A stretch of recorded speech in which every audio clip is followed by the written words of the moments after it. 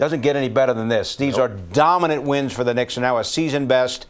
Season best, 7 games above 500, 22-15. It's their best offensive outing. And we emphasized the D in the pregame show, holding an opponent 84 points. Their previous best offensive effort was holding the opposition to 91 points. All good everywhere you look. All good everywhere you look. A dominating performance at home. When teams come into this building, the Knicks have to establish that it is going to be impossible to get a win, especially when you're a young, rebuilding team like the Portland Trailblazers. Knicks, everyone that stepped out there on the floor, they're doing their job. They're playing like professionals, and they are just taking care of business one possession at a time. This coaching staff has completely retooled this team in a short amount of time with a trade and losing a big piece in Mitchell Robinson, and this team's playing its best basketball that I think they've played in years. They are so tight on both ends of the floor. It's really fun to watch, and I know the fans can really appreciate it too. We've talked a lot about the intangibles by OG Anunoby, but tonight he put the points up. Take a look at his numbers, Wally, with the 23 points, and we talk about his efficiency. He only needed 12 shots to get his 23 points. It's so fun to watch. It barely even looks like he breaks a sweat out there, honestly. I mean, he just goes through his movements in such a simple way. It's really fun to watch him play. I mean, the defense is just astounding how he can guard so many different positions.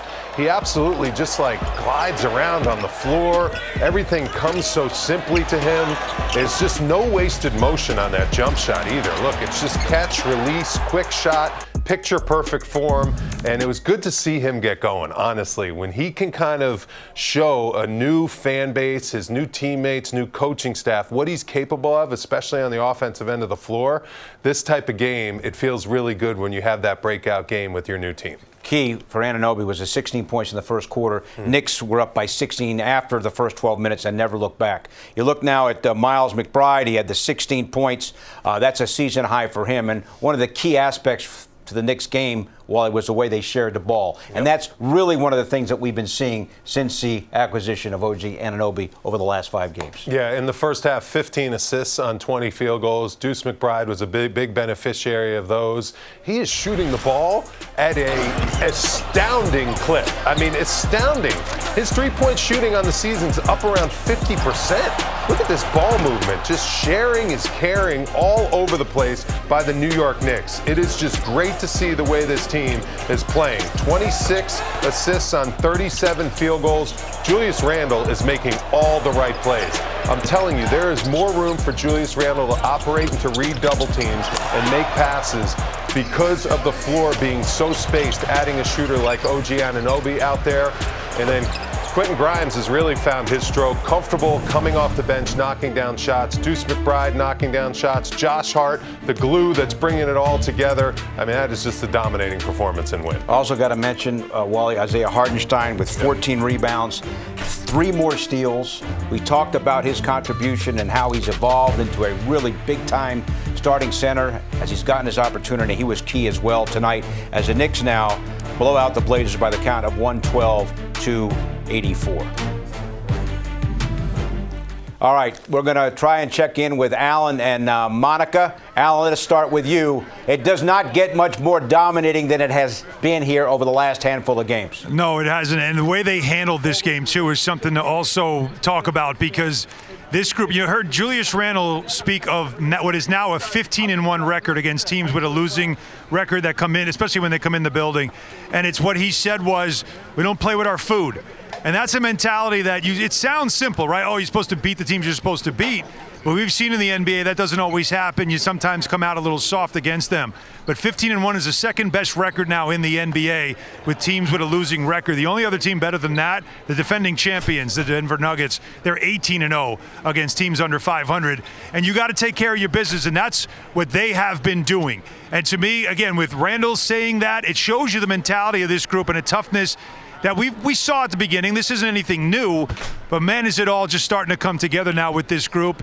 And the defense, I mean, holding a team now under 90 points.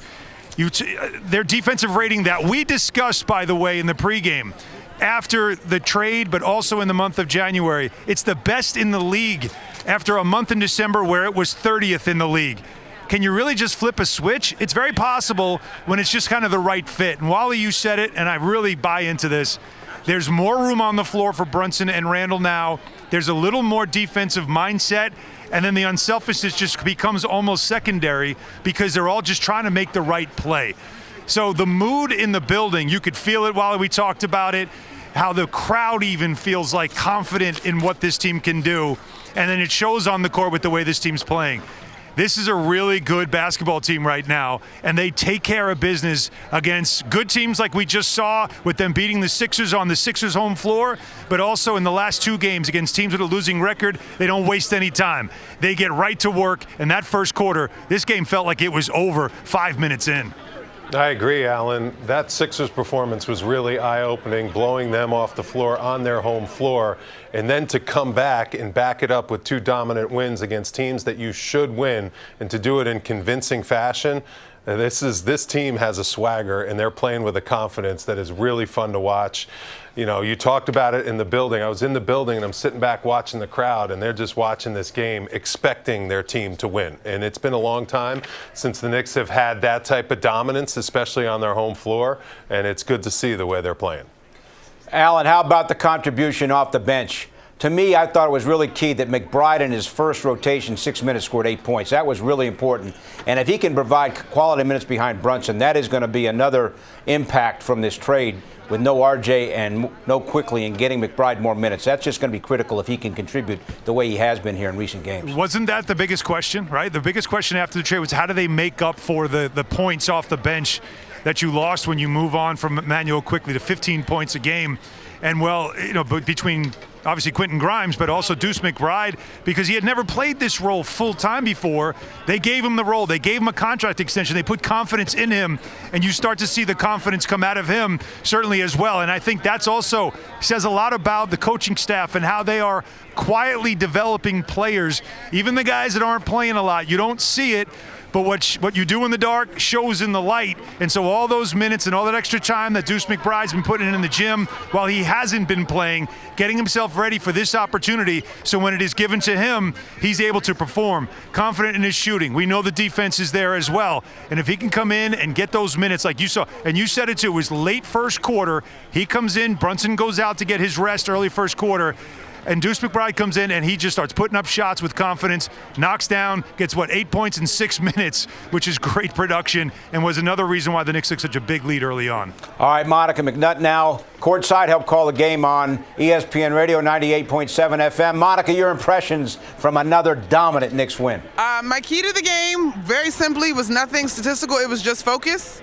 Dante DiVincenzo echoed to us post-game on the radio that the key tonight was coming out with focus, especially after that team came off of a pretty good win in Brooklyn. So I think as this team continues to grow and be one of the better teams in the Eastern Conference, you got to take care of business, and that's exactly what they did from wire to wire. Monica, what are your thoughts on, it seems like the roles on this team after the trade are completely defined. No guys are looking over their shoulders, worried about minutes, who should be finishing the game, who should be coming off the bench, who should be starting. What are your thoughts on the role allocation right now for the team? I think the roles are clearly defined, and it has also allowed them to play simple, right? Like, we knew that Jalen Brunson and Julius Randle are going to have the basketball. But I think what I'm seeing in transition, Wally, makes me really excited. And I think that is kind of energizing the team because everybody kind of gets their chances. The hierarchy is there. Obviously, those are the 2 guys that we're hoping to see get nods to go to Indianapolis and be all-stars. But OG comes in, and he's going to space the floor. And I just think the tempo, the ball is moving, the passing has been terrific. So I would agree with you that it does seem like there's more clarity to go around. Yeah, and that can happen, Monica, right? Like with one simple move. You know, you always wonder, can you just wave a magic wand and change the fortunes of a team? Sometimes you can, especially when it's the right fit. And this is a team that really was lacking that 3-and-D wing player that OG Anunoby has absolutely become. And how about the start that he had to this game? And it was as if Randall and Brunson were like, go ahead, like, you got the hot hand, go for it. They kept feeding him, and those corner threes, which is his trademark, he was knocking them down. And then everything else just seems to fall into place. And we also mentioned Isaiah Hartenstein and what he's been able to do. And that starting 5 right now, I wouldn't touch it. Leave it right the way it is because it's playing really well.